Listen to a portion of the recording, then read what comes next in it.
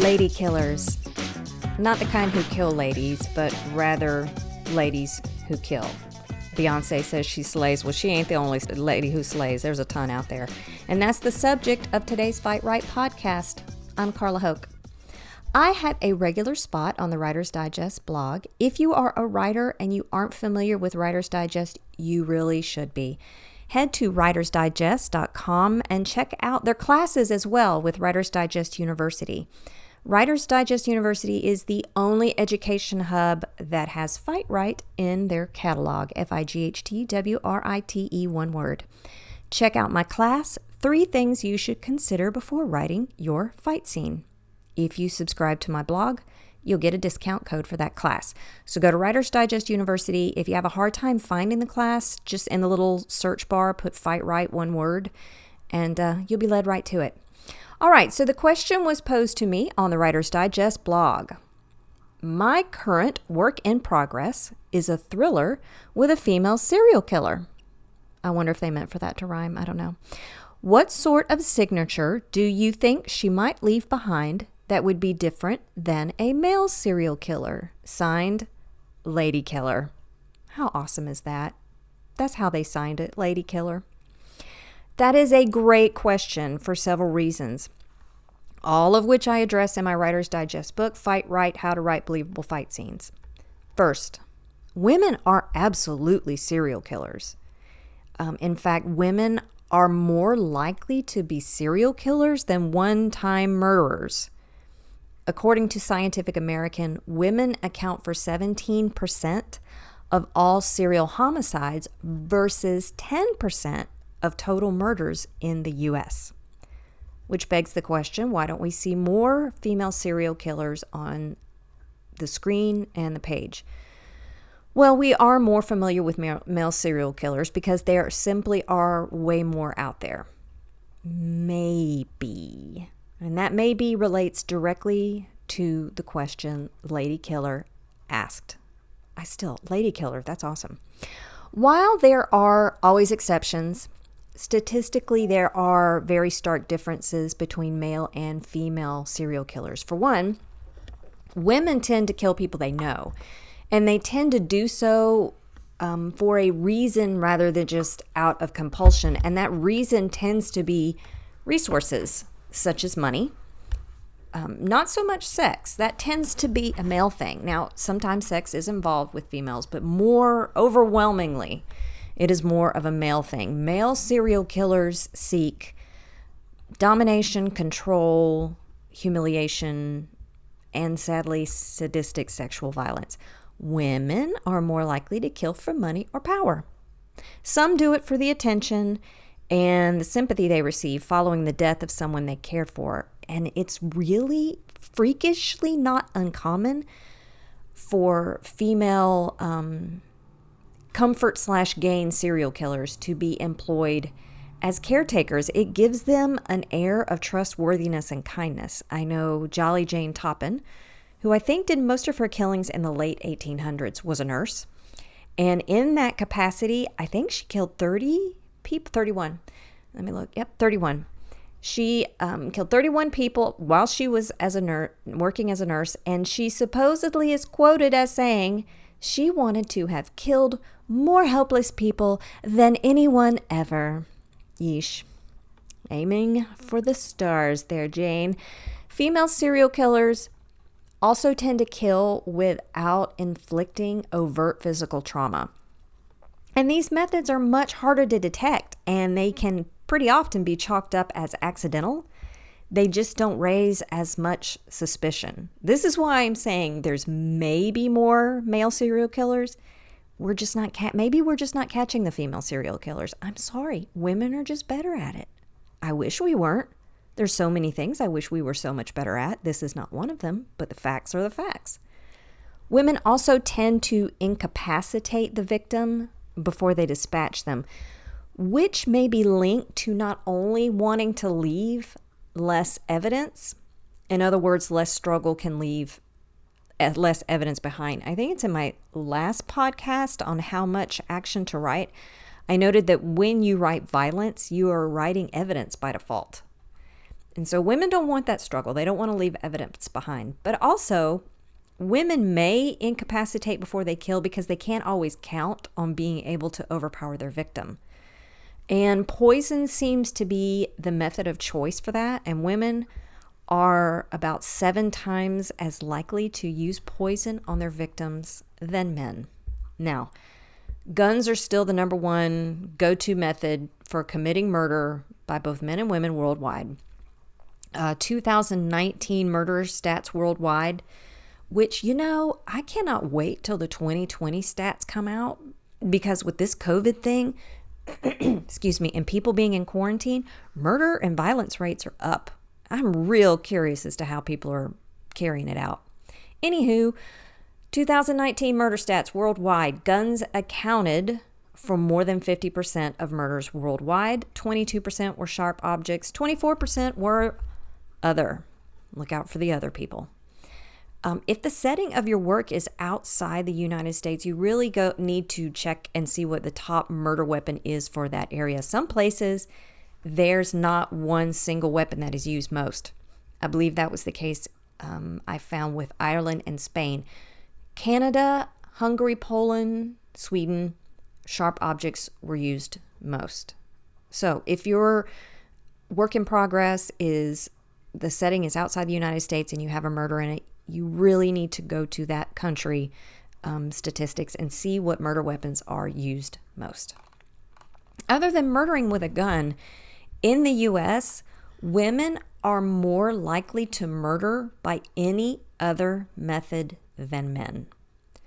So women are more likely, I have this all laid out in a table in my book, by the way, the actual statistics of each one of these.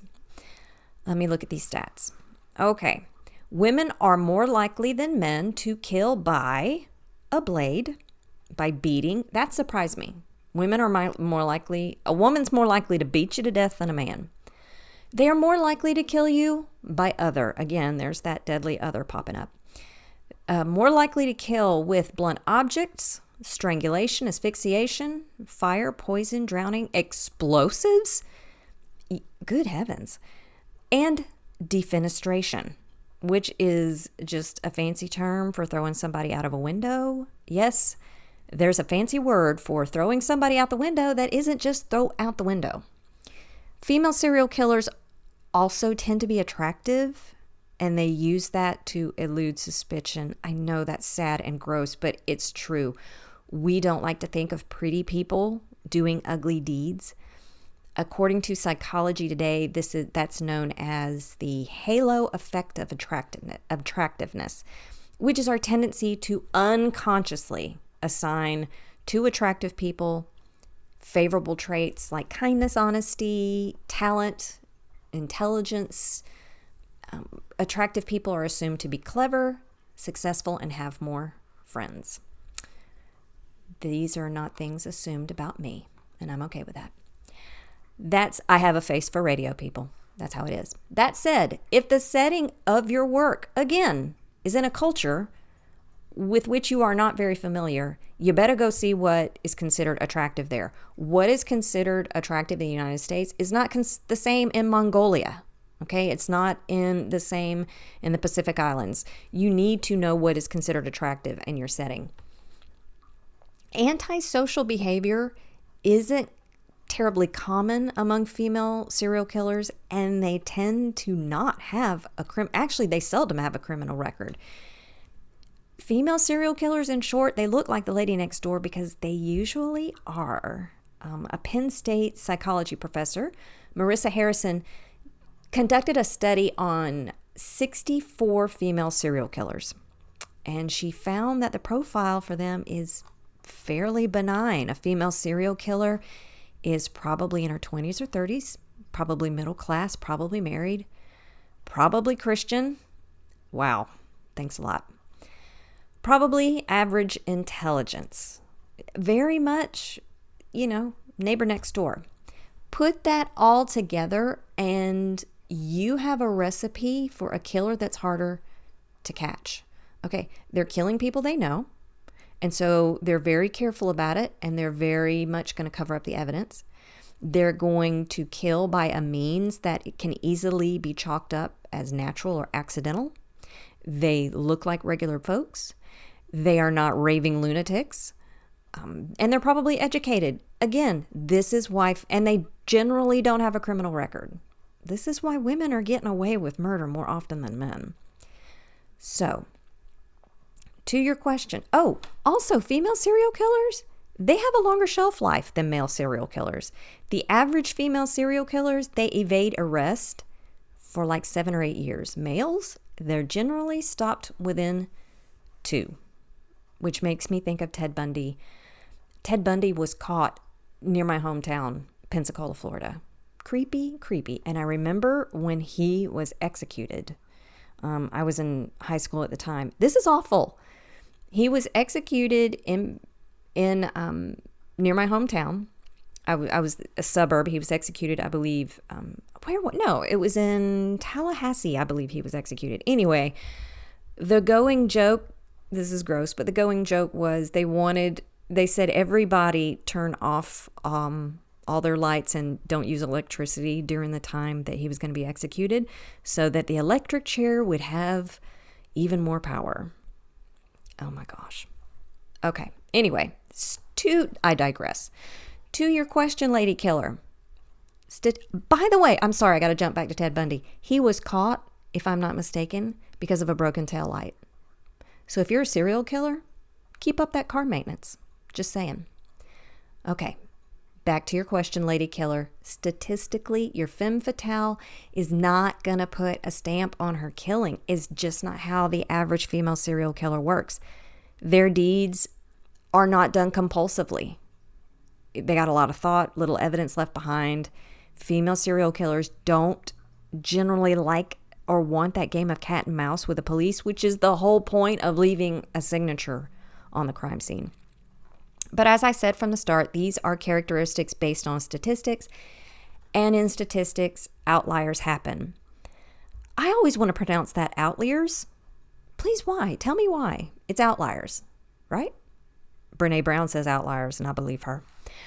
Eileen Vernos is an outlier. She is perhaps America's most famous serial killer. There was a movie done about her. Charlize Theron played her. Holy cow, you should see the makeup job they did on her. She did an amazing job. Rather than killing elderly or ill people or people she knew, Vernos's victims were generally men. I think they were all men who she shot and left on the side of the highway. Also, your work in progress might specifically center around a calling card that your female serial killer leaves, so let's just come up with one. The most important consideration, and this has to do with your calling card, most important consideration with any fight scene or act of violence, if you have ever taken a class with me or listened to too many of my podcasts, you know that I stress this repeatedly. The most important consideration behind any fight, act of violence, whatever, is why it's happening. The why behind the act is going to tell you what's at stake. It's also going to determine, in this particular case, the speed, the intensity, and the style of fighting, or in this case, killing. So ask yourself why that character is killing. Get to the root of the violent behavior. What is it a product of? I call it giving a character the why treatment. Ask why your character is doing something and keep asking why until you get to a place where you just can't answer any more questions. Once you get to the source of her violence, find something peculiar related to it. That can be what she leaves behind at the murder scene, probably. Let's say she leaves a cigar ring on the finger of all her victims. Well, that immediately gives your reader a taste of backstory. That one little cigar ring, that's a story in and of itself. Perhaps someone in her childhood who smoked a cigar or abused her, which sadly is not uncommon with female serial killers. Many have a history of childhood trauma. Which reminds me, in that same Penn State study, Professor Harrison found that nearly 40% of the female serial killers identified were reported to have serious mental illness. That's not the same as being insane. you're going to find that rarely are these people considered clinically insane. But nearly 40% had a serious medical condition. Almost a quarter were said to have a history of drug or alcohol abuse, which can go along, hand in hand, unfortunately, comorbidity of mental illness. They also suffered physical and sexual abuse, as well as severe childhood illness or trauma at relatively high rates. Sad, but true. That's not to say that every woman with mental illness and drug and alcohol abuse who has a history of abuse in her background is going to be a serial killer. That's not what I'm saying, okay? But I am saying that women who end up serial killers often have those sad marks in their history. When you leave that cigar ring, now you got a reader who not only wants to know who the murderer is, if they don't already know, but now they want to know what the heck a cigar ring has to do with it. Dum, dum, dum. It reminds me of Silence of the Lambs when they found that larva in the lady. Oh, that's so gross. Why am I talking about all this? But anyway, as soon as you saw that moth and the little outline of the skull and all that, you're like, ooh, I got to know what that's about. So layers. That's what you're going to have in your work, folks, when you have a little something left behind at the crime scene. Purposely left. Layers. Stories like ogres have layers. That's a Shrek reference. If you hadn't seen Shrek, you got to see Shrek. It's just great. I'm digressing a lot. I'm so sorry. I hope this helps you, lady killer. Writers, if you have a question for FightWrite, please send it my way through the contact form at FightWrite.net. You could be the next featured writer. I am happy to promote you. I will tell who you are, and if you have anything published, I will lead people to your social media. So send me a question via the contact form, FightWrite, FightWrite.net. And while you're there, scan the index. There's a ton of info on that index. Might be exactly what you're looking for. I also have resources on my YouTube channel, which is also, you guessed it, FightWrite, FightWrite. Among other things, I have a video on how to move a dead body. Wow. Well, I do. Look, this is what we write, okay? And of course, check out my book, FightWrite, How to Write Believable Fight Scenes. I have an entire chapter on female aggression. I've actually done podcasts on how women fight. I know that there are people out there that will tell you that women fight differently than men. That is the case with serial killing, but that's not fighting, that's killing. As far as actual fighting, look, I'm a fighter. I promise, I super promise. I have training in a bunch of different martial arts and I regularly compete. Still, I'm going to tell you, trained female fighters fight like male fighters. Now, women may have to use different tactics because of the clothing they wear. I think of Victorian women. So if you have a female serial killer that's Victorian, you definitely need to look at the constraints of what she has on because that's going to affect how she kills people. But, she's probably going to go to poison anyway, which it doesn't matter how tight your corset is. You can poison somebody. But I have an entire chapter on female aggression in my book. I also have stages of death. There are stages of death. It's not just, boom, you're dead. There's stages of it. I have stages of decomposition, bleeding out, injuries, bunch of stuff on weapons. If you want to know what kind of knife to use, I have a whole chapter on blades. Check it out. And also my class with Writer's Digest University. Don't forget, subscribe to the blog and you get a discount code. And that's it. Stay healthy. Keep writing. Dear heavens, be good to all your female neighbors. Because guess what? Female serial killers, that's who they are. They're your next door neighbors. Until the next round on the FightWrite podcast, get blood on your pages and happy holidays.